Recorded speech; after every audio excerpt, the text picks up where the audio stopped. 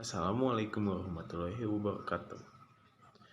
Sekarang kami akan mempresentasikan tentang komponen belanja pemerintah pusat dalam mendukung perencanaan dan pengelolaan pembangunan.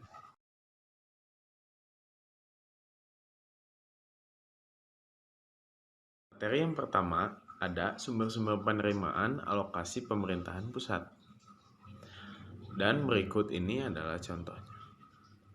Yang pertama ada pajak. Pajak merupakan sumber pemasukan utama negara yang digunakan sebesar-besarnya untuk kesejahteraan rakyat. Pajak ini sendiri sifatnya memaksa dan tercantum dalam konstitusi di mana semua lapisan masyarakat wajib membayar pajak, baik perorangan maupun badan usaha. Harus memberikan kontribusinya kepada negara lewat membayar pajak. Beberapa contoh pajak ada pajak bumi bangunan atau PBB, lalu ada pajak penjualan atas barang mewah atau PPNBM, dan pajak reklame, dan masih banyak lagi. Yang kedua ada retribusi. Retribusi ini adalah pungutan atau tarikan yang dilakukan pemerintah sesuai peraturan di daerah tersebut. Pungutan retribusi ini juga bersifat memaksa layaknya pajak, dan pihak pembayarannya mendapatkan imbalan langsung dari pemerintah setempat. Contoh retribusi ini ada retribusi terminal angkutan kota dan retribusi izin mendirikan bangunan, dan masih banyak lagi. Ketiga ada keuntungan dari BUMN atau BUMD. Pemerintah memiliki unit usaha untuk menambah pemasukan negara, yaitu lewat BUMN dan BUMD. Sebagian dari keuntungan badan usaha tersebut akan diberikan kepada pemerintah sebagai pemilik dari BUMN dan BUMD ini. Keberadaan badan usaha tersebut yang dimiliki oleh pemerintah selain untuk memenuhi kebutuhan hidup masyarakat, juga untuk mengendalikan harga komoditas agar tidak dikendalikan para pemilik modal. Contoh BUMN ada PT Telkom, PT PDAM, PT Pertamina, dan masih banyak lagi. Yang keempat, ada denda dan sita. Pemberian denda dan sita merupakan bentuk penegakan hukum agar masyarakat lebih disiplin dalam menjalankan aturan yang ada. Pemberian denda dan aset dan sita aset ini dilakukan bagi mereka yang melanggar aturan. Contoh denda dan sita ada denda keterlambatan membayar pajak. Untuk sita sendiri contohnya ada sita barang ilegal. Yang kelima ada pencetakan uang.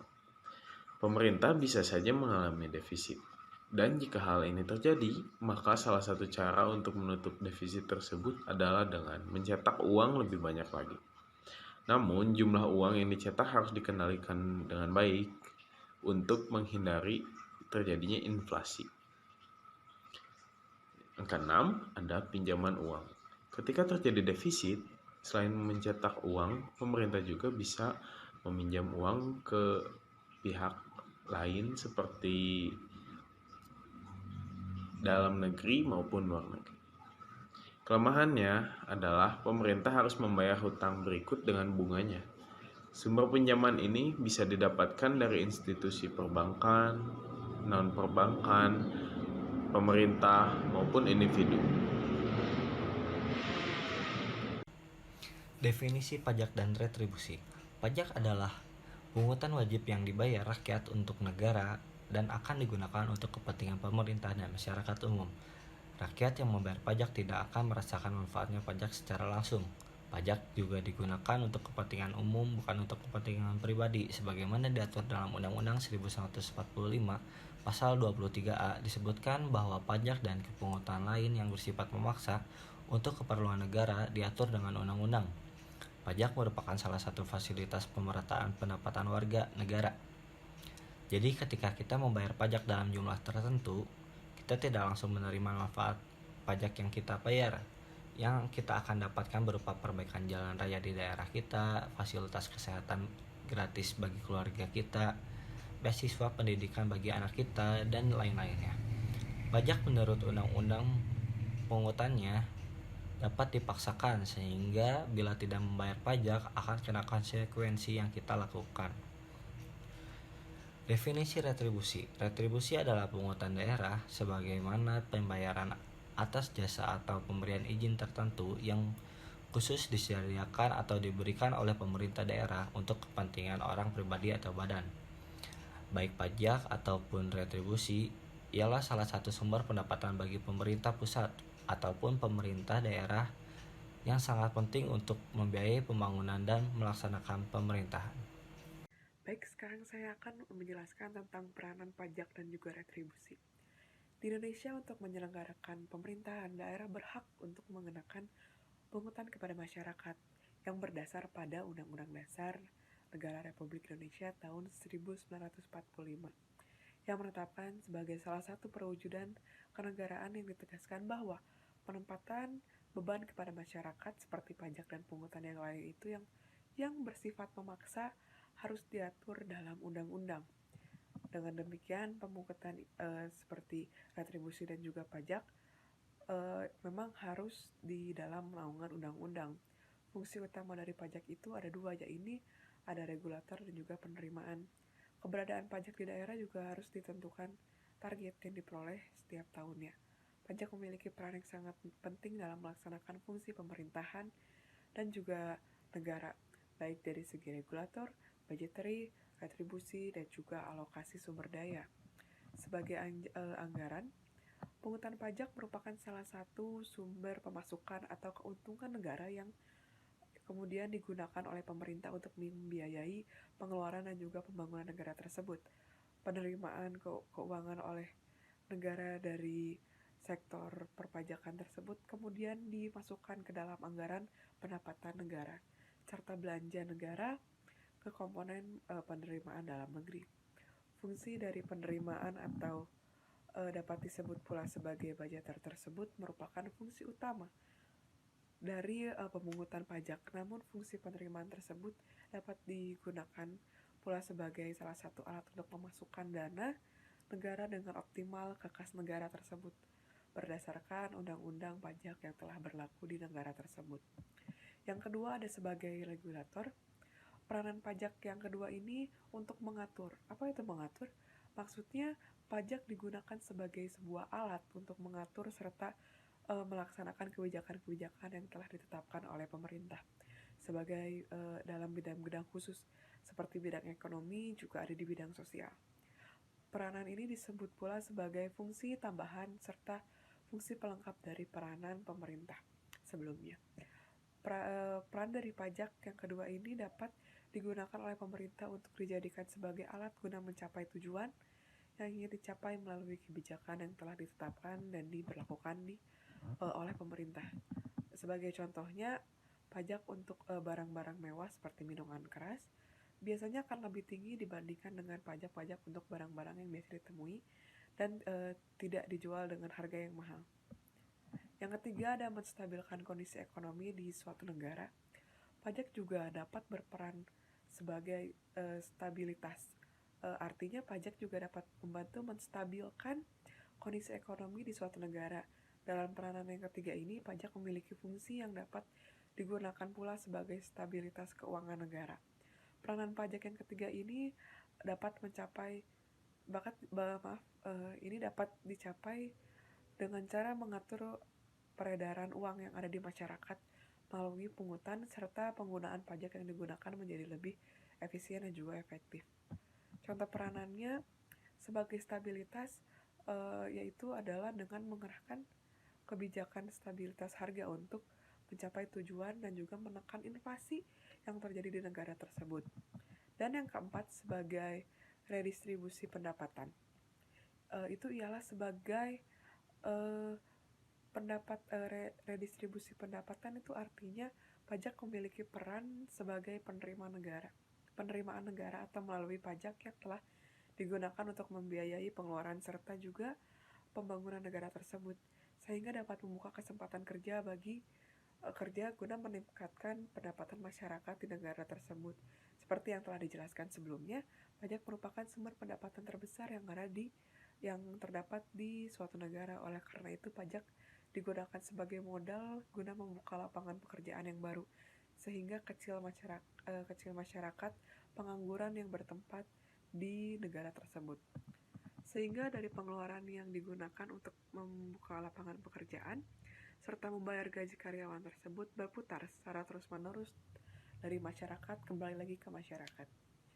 Pungutan pajak ini erat hubungannya dengan pembangunan ekonomi dari suatu negara maju maupun negara berkembang seperti Indonesia, menempatkan pajak sebagai salah satu sumber penting untuk dapat membiayai pembangunan negara. Kita lanjutkan ke poin keempat, yaitu fungsi pajak dan retribusi. Fungsi pajak yaitu untuk membiayai pengeluaran negara. Pembayar pajak tidak mendapatkan imbalan secara langsung, di mana uang yang dikumpulkan dari pajak digunakan untuk keperluan negara dan kemakmuran rakyat. Pembayaran pajak adalah perwujudan dari kewajiban kenegaraan dan serta wajib pajak untuk secara langsung dan bersama-sama melaksanakan kewajiban perpajakan untuk pembiayaan negara dan pembangunan nasional.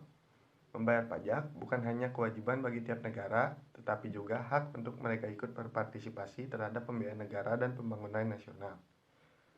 Yang kedua adalah fungsi retribusi. Fungsi retribusi pada pendapatan adalah hasil dari pembayaran pajak para warga. Negara bisa digunakan juga untuk membuka lapangan kerja baru agar bisa mengurangi jumlah pengangguran dan menambah jumlah pendapatan. Basis pajak dan retribusi.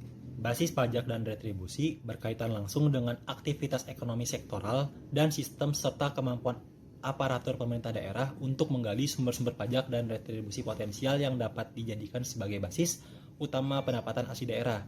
Nah, dalam hal ini berkaitan dengan Undang-Undang Pemerintah Nomor 32 Tahun 2004 tentang Pemerintah Daerah dan juga Undang-Undang Nomor 33 Tahun 2004 tentang perimbangan keuangan antara pemerintah pusat dan pemerintah daerah. Dalam kewenangannya, ketentuan mengenai pajak dan retribusi daerah ini diarahkan untuk memberikan kewenangan yang lebih besar kepada daerah dalam perpajakan dan retribusi daerah melalui perluasan basis dan juga penetapan tarif. Di sini ada perluasan basis pajak. Dalam penerapannya, perluasan basis pajak itu dilakukan dengan menambah jenis pajak dan retribusi baru dan diskresi penetapan tarif. Hal ini dilakukan dengan memberikan kewenangan sepenuhnya kepada daerah dalam menentukan tarif dari yang terendah dan juga maksimal. Kenapa ditentukan yang maksimalnya? Karena dalam penetapan tarif ini diharapkan untuk menghindari penetapan tarif pajak yang tinggi yang dapat menambah beban bagi masyarakat secara berlebihan agar masyarakat tidak sengsara. Lalu dalam hal ini, dalam meningkatkan akuntabilitas mengenai pungutan, sebagian hasil penerimaan pajak tersebut dialokasikan untuk membiayai kegiatan-kegiatan yang berkaitan dengan pajak tersebut, seperti pajak penerangan jalan itu dialokasikan untuk membiayai penerangan jalan, pajak kendaraan bermotor dialokasikan untuk membangun dan atau memelihara serta meningkatkan moda sarana dan transportasi umum, dan juga pajak rokok sebagian dialokasikan untuk membiayai pelayanan kesehatan masyarakat dan penegakan hukum. Poin selanjutnya kita masuk kepada jenis-jenis pajak dan retribusi. Kita masuk ke jenis pajak dulu. Berdasarkan Lembaga Pemungutan Pajak, jenis pajak dibagi menjadi dua, yaitu yang pertama ada pajak penghasilan atau bisa disebut PPH yang diatur dalam Undang-Undang Nomor 7 Tahun 1983. Yang kedua ada pajak penambahan nilai atau PPN yang diatur dalam Undang-Undang Nomor 8 Tahun 1983. Yang ketiga ada bea materai yang diatur dalam Undang-Undang Nomor 13 Tahun 1985. Yang keempat ada bea masuk yang diatur dalam Undang-Undang Nomor 10 Tahun 1995. Dan yang terakhir ada bea cukai yang diatur dalam Undang-Undang Nomor 11 Tahun 1995.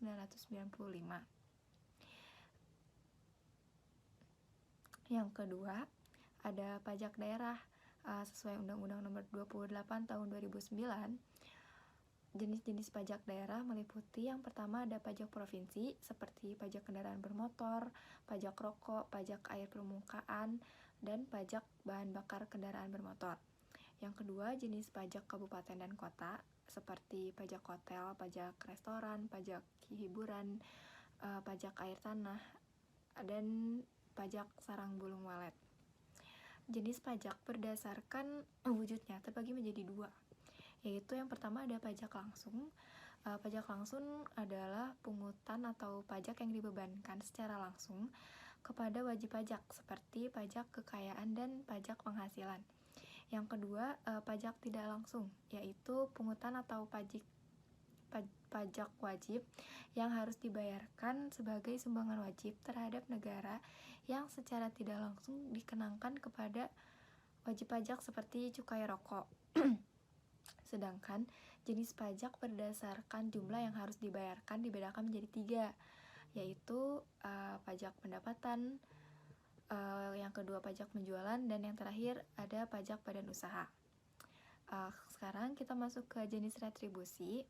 Jenis retribusi daerah dikelompokkan dalam 3 bagian, yaitu yang pertama retribusi jasa umum seperti retribusi pelayanan kesehatan, pelayanan persampahan atau kebersihan, pelayanan parkir, pelayanan pasar, pengujian kendaraan bermotor, pemeriksaan alat pemadam kebakaran, dan lain-lain. Yang kedua ada retribusi jasa usaha seperti retribusi terminal, tempat khusus parkir, penyeberangan di air, tempat rekreasi dan olahraga, dan lain-lain.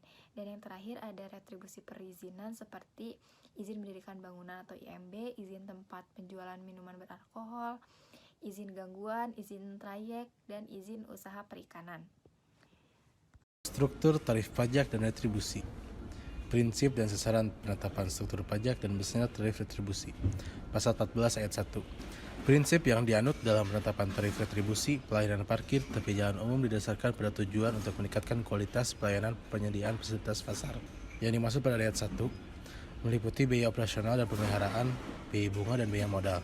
Dalam hal penetapan tarif sepenuhnya, memperhatikan biaya penyediaan jasa penetapan tarif hanya untuk menutup sebagian biaya. Pasal 15 ayat 1. Penetapan struktur dan besarnya tarif retribusi tempat khusus parkir didasarkan pada prinsip dan sasaran memperoleh keuntungan yang layak. Yang dimaksud pada ayat 1 adalah keuntungan yang diperoleh apabila pelayanan jasa usaha tersebut dilakukan secara efisien dan berorientasi dan pada harga pasar. Lalu struktur dan besarnya tarif retribusi. Pasal 16 ayat 1. Besarnya tarif retribusi pelayanan parkir di tepi jalan untuk umum 1 kali parkir untuk ukuran berat 7.000 per kendaraan. Lalu untuk truk mini dan sejenisnya 3.000 per kendaraan. Kendaraan bermotor roda 3 1.500 per kendaraan. Lalu ada kendaraan bermotor jenis sepeda motor yaitu Rp1.000 per kendaraan. Sepeda atau jenis lainnya tanpa motor kecuali disediakan tempat dapat dipungut dengan tarif Rp500 untuk 1 kali parkir. Pasal 17 yaitu ketentuan pasal 16 berlaku juga untuk tarif tempat khusus parkir. Lalu ada pasal 18. Besarnya tarif tempat khusus parkir yang diperuntukkan untuk bongkar muat barang besarnya tarif. Pickup mobil atau box Rp3.000 untuk 1 kali bongkar muat. Lalu ada truk dengan muatan sumbu terberat maksudnya di bawah 1 ton yaitu dengan harga Rp350.000 dan di atas 5 ton untuk 1 kali bongkar muat. Lalu ada pasal 19. Bupati atas persetujuan DPRD menetapkan tempat pelayanan parkir tertentu dalam daerah dengan tarif selang waktu untuk jalan utama atau pasar protokoler atau alternatif sebagai berikut. Kendaraan truk ukuran berat ditambah 4.000 untuk setiap 1 jam kelebihannya. Kendaraan bermotor jenis truk mini dan sejenisnya ditambah 2.000 setiap 1 jam kelebihannya.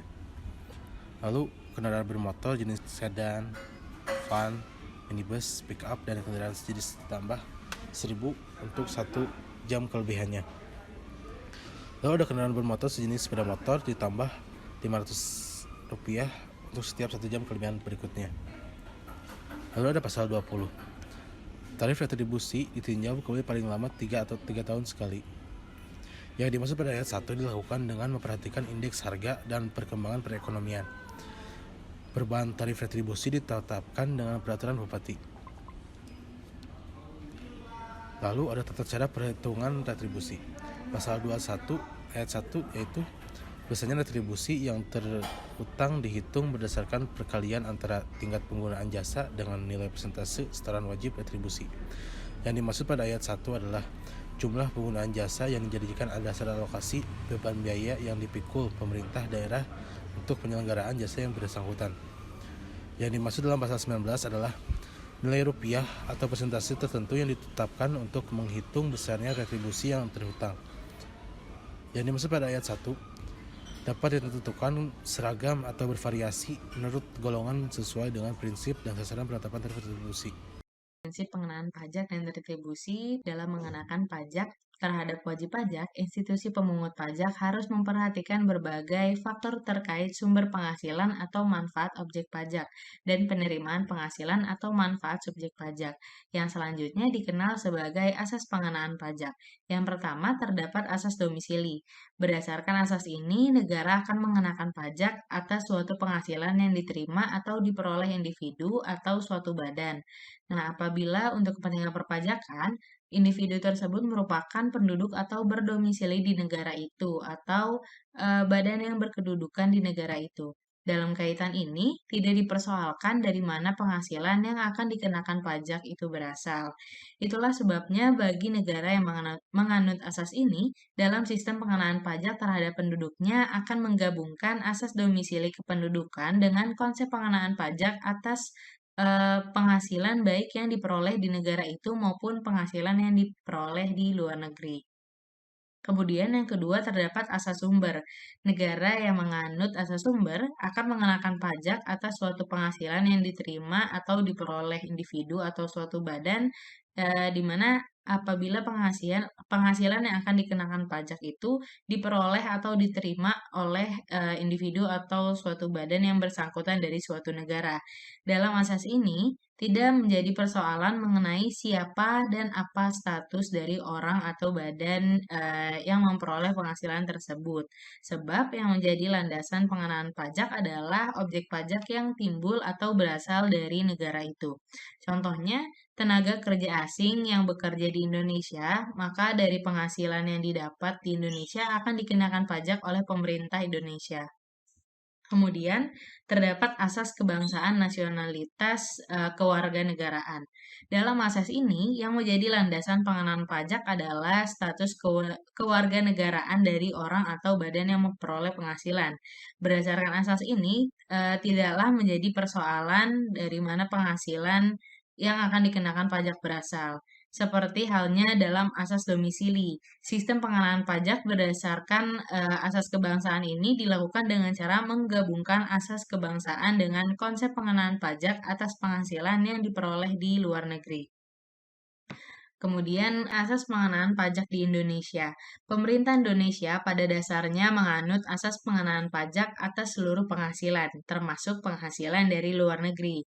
Untuk wajib pajak dalam negeri, pengenaan pajak didasarkan atas asas domisili, sedangkan bagi warga negara asing yang tinggal dan memperoleh penghasilan di Indonesia, dilakukan pengecekan batas waktu untuk menentukan apakah individu atau badan tersebut termasuk wajib pajak dalam negeri, di mana tinggal di Indonesia lebih dari 183 hari dalam 12 bulan, atau termasuk wajib pajak luar negeri di mana tinggal di Indonesia maksimal 183 hari dalam 12 bulan.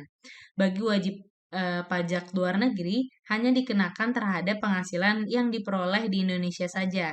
Selanjutnya, sebagaimana lazimnya praktik perpajakan di berbagai negara, diatur perjanjian perpajakan antar negara untuk menghindari pemajakan berganda.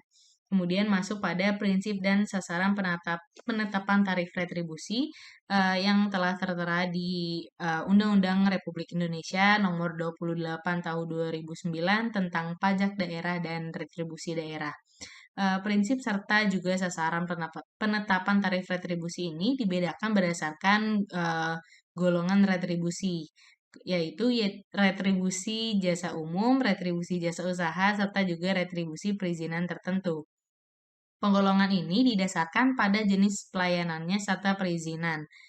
Pelayanan daerah itu bisa atau dapat berupa pelayanan umum, yakni pelayanan yang konsumsinya itu memberikan suatu manfaat secara individu, serta juga manfaat bagi masyarakat umum, serta juga pelayanan yang sifatnya itu privat berupa pelayanan yang ketersediaannya itu sangat terbatas oleh pihak swasta atau jasa umum. Yang pertama, yang telah tertera pada pasal 152 tentang prinsip dan sasaran tarif retribusi jasa umum. Prinsip dan sasaran dalam penetapan tarif retribusi jasa umum ini ditetapkan dengan memperhatikan biaya penyediaan jasa yang bersangkutan, kemampuan masyarakat, aspek keadilan, dan efektivitas pengandalian atas pelayanan tersebut. Kemudian pada pasal 153-nya tentang tarif retribusi jasa usaha, prinsip dan sasaran dalam penetapan besarnya tarif retribusi jasa usaha ini didasarkan pada tujuan untuk memperoleh keuntungan yang layak. Nah, keuntungan yang layak dimaksud adalah keuntungan yang diperoleh apabila pelayanan jasa usaha tersebut dilakukan secara efisien dan berorientasi pada harga pasar. Kemudian pada pasal 154 tentang tarif retribusi perizinan tertentu, prinsip dan sasaran dalam penetapan tarif retribusi perizinan tertentu didasarkan pada tujuan untuk menutup sebagian atau seluruh biaya penyelenggaraan pemberian izin yang bersangkutan. Biaya penyelenggaraan pemberian izin yang dimaksud meliputi penerbitan dokumen izin, pengawasan di lapangan, penegakan hukum, penatausahaan, dan biaya dampak negatif dari pemberian izin tersebut. Untuk materi selanjutnya ada penerimaan hibah. Hibah pemerintah setiap penerimaan negara dalam bentuk devisa yang dirupiahkan, rupiah, barang, jasa, atau surat berharga yang diperoleh dari pemberi hibah yang tidak perlu dibayar kembali, yang berasal dari dalam negeri atau luar negeri. Hibah yang diterima pemerintah bisa berbentuk seperti berikut ini. Pertama, ada uang tunai. Hibah yang diterima pemerintah dalam bentuk uang tunai disetorkan langsung ke rekening kas umum negara atau rekening yang ditentukan oleh menteri sebagai bagian dari penerimaan APBN. Yang kedua, ada uang untuk membiayai kegiatan. Hibah yang diterima pemerintah dalam bentuk uang untuk membiayai kegiatan dicantumkan dalam dokumen pelaksanaan anggaran. Yang ketiga, ada barang atau jasa. Hibah yang diterima pemerintah dalam bentuk barang atau jasa dinilai dengan mata uang rupiah pada saat serah terima barang atau jasa untuk dicatat dalam laporan keuangan pemerintah pusat. Yang keempat, ada surat berharga. Hibah yang diterima pemerintah dalam bentuk surat berharga dinilai dengan mata uang rupiah berdasarkan nilai nominal yang sudah disepakati pada saat serah terima oleh pemberi hibah dan pemerintah untuk dicatat di dalam laporan keuangan pemerintah pusat. Lalu ada juga penerimaan hibah menurut jenisnya. Pertama, ada hibah yang direncanakan. Nah, hibah yang direncanakan ini hibah yang dilaksanakan melalui mekanisme perencanaan. Jadi hibah yang direncanakan ini sudah direncanakan. Yang kedua, ada hibah langsung. Hibah langsung ini merupakan hibah yang dilaksanakan tidak melalui mekanisme perencanaan. Nah, jadi secara spontan atau langsung. Lalu ada juga sumber hibah dari dalam negeri dan luar negeri. Hibah yang bersumber dari dalam negeri dapat berasal dari lembaga keuangan dalam negeri, lembaga non-keuangan dalam negeri, pemerintah daerah, dan masih banyak lagi sumbernya. Sedangkan hibah yang bersumber dari luar negeri dapat berasal dari negara asing, lembaga di bawah Perserikatan Bangsa-Bangsa, lembaga multilateral, lembaga bilateral, dan masih banyak lagi sumbernya. Selanjutnya adalah hutang pemerintah. Ini terakhir. Hutang adalah tanggungan yang wajib dibayar karena adanya transaksi pembelian barang ataupun jasa dengan cara kredit sehingga harus dibayar dalam jangka waktu tertentu. Nah, dalam anggaran defisit Indonesia saat ini, hutang merupakan sumber pembiayaan yang tidak dapat dihindari. Karena sumber-sumber penerimaan negara tidak mampu untuk menutupi pengeluaran. Pemerintah Indonesia sendiri mulai mendapatkan sumber pembiayaan dari utang pada tahun 1970 dan sampai dengan tahun 1998 pemerintah sendiri hanya memiliki utang luar negeri. Nah, baru sejak tahun 1999 pemerintah Indonesia memiliki utang dalam negeri. Nah, rasio utang pemerintah terhadap PDB di akhir 2013 ada 26%, turun dari 28,3% di akhir tahun 2009. Selanjutnya adalah beberapa peran hutang yang ada di negara Republik Indonesia ini. Yang pertama adalah hutang sebagai sumber pembiayaan defisit anggaran. Defisit anggaran negara sendiri adalah selisih antara penerimaan negara dan pengeluarannya yang cenderung negatif, yang artinya bahwa pengeluaran negara lebih besar dari penerimaannya. Nah, ada beberapa penyebab terjadinya defisit. Yang pertama adalah mempercepat pertumbuhan ekonomi untuk pemerataan pendapatan masyarakat itu sendiri. Yang ketiga itu melemahnya nilai tukar. Yang keempat, besarnya pengeluaran akibat krisis ekonomi. Nah, untuk membiayai defisit anggaran, pemerintah juga dapat menciptakan uang, meminjam dari publik atau mengurangi cadangan devisa. Nah, menurut Easterly, ketiga sumber pembiayaan defisit tersebut dapat menyebabkan berbagai macam permasalahan makroekonomi. Dan yang kedua adalah utang sebagai leverage pertumbuhan ekonomi. Nah, utang yang diperoleh untuk diinvestasikan sebagai pada aktiva lancar sebagai modal kerja perusahaan dan sebagai ditanamkan pada aktiva tetap, yang dibedakan atas aktiva tetap terwujud atau tangible fixed asset, atau aktiva tetap tidak terwujud yang atau juga intangible asset. Nah, hasil investasi mengoperasikan aktiva digunakan untuk membayar utang dengan bunga atau pokoknya, dan membagikan dividen kepada pemegang saham.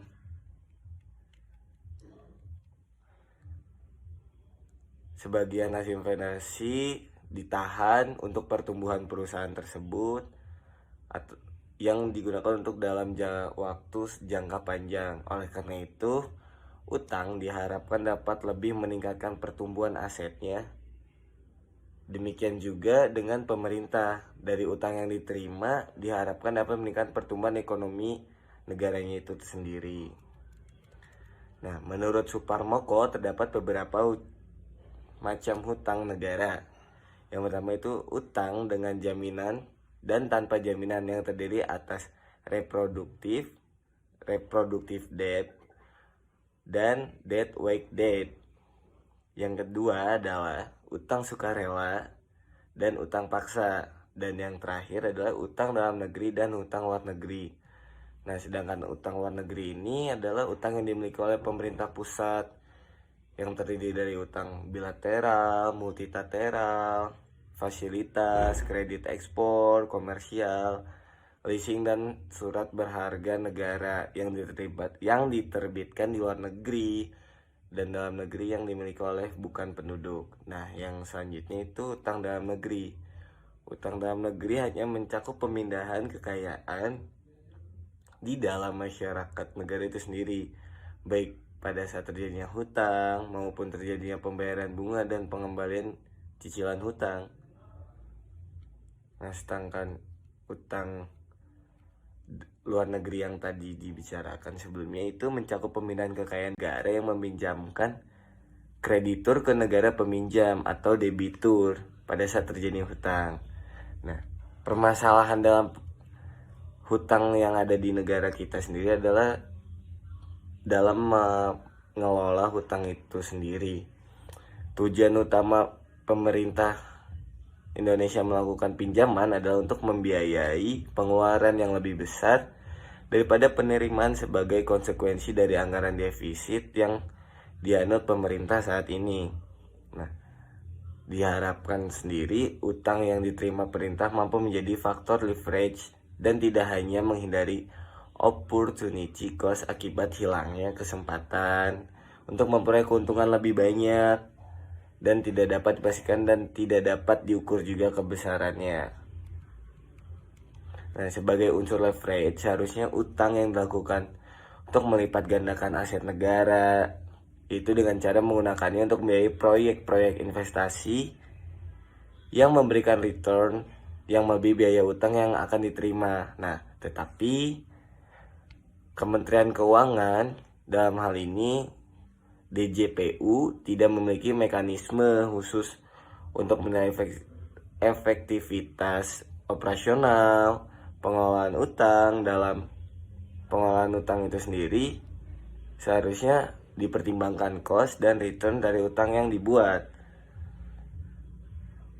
Dari utang yang dibuat atau suatu utang yang dikatakan efektif apabila utang tersebut mampu menjadi faktor leverage pertumbuhan ekonomi dan aset pemerintah. Nah, aset atau pertumbuhan yang dihasilkan haruslah lebih besar dari biaya hutang yang dikeluarkan, atau dalam artian bunga hutang atau kupon surat berharga negara. Nah, akan tetapi DJPU tidak dapat menentukan berapa return yang diperoleh dari dana alokasi hutang karena alokasi hutang tersebut yang diterima tidak dapat ditelusuri penggunaannya. Nah, dari DJPU sendiri bahkan Kementerian Keuangan tidak memiliki data alokasi nih Indonesia hutang, tapi buat apa aja. Contohnya kayak proyek atau program mana saja yang dibiayai oleh sumber utang tertentu. Nah, sekian dari saya sebagai hutang pemerintah. Intinya Indonesia melakukan hutang itu ada sisi negatif dan sisi positif yang harus kita ambil. Terima kasih.